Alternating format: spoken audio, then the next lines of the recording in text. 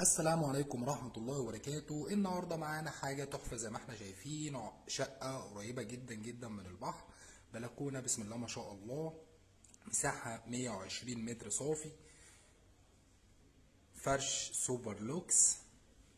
طبعا يا جماعة دي تاني بلكونة مسجلة في الجمعية. زي ما احنا شايفين الفرش حاجة بسم الله ما شاء الله، معايا شاشة LCD، انتريه، ركنة، صالة حرف ال، متشطبة تشطيب سوبر لوكس، سفرة. طبعا يا جماعه لو عريس بيتجوز فطبعا هيجيب شنطه هدوم ويجي يقعد على طول، مفيش كلام يعني، مش مستني اي حاجه. طبعا 2 مستوى، درجتين عشان اطلع للغرف النوم والحمام. معايا كده المطبخ زي ما احنا شايفين، تلاجة وبوتاجاز ولافابو بتاع المطبخ، كوردور توزيع.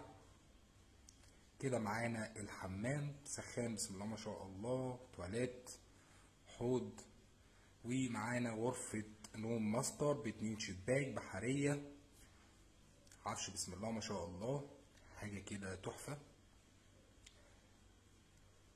كده سرير، غرفة نوم كاملة، الكوموديون بتاعها بالكومود بتاعها بالتسريحة، كل حاجة، الشماعة بتاعت الهدوم. أنا عندي كده غرفة أطفال برضو، حاجة برضو تشطيب سوبر لوكس يا جماعة، يعني حاجة من الآخر من الآخر، تحفة جدا جدا جدا لأصحاب الذوق الرفيع، الناس اللي عايزة تيجي تقعد وما تشغلش بالها لأي حاجة. طبعا ربنا يبارك لصاحب النصيب.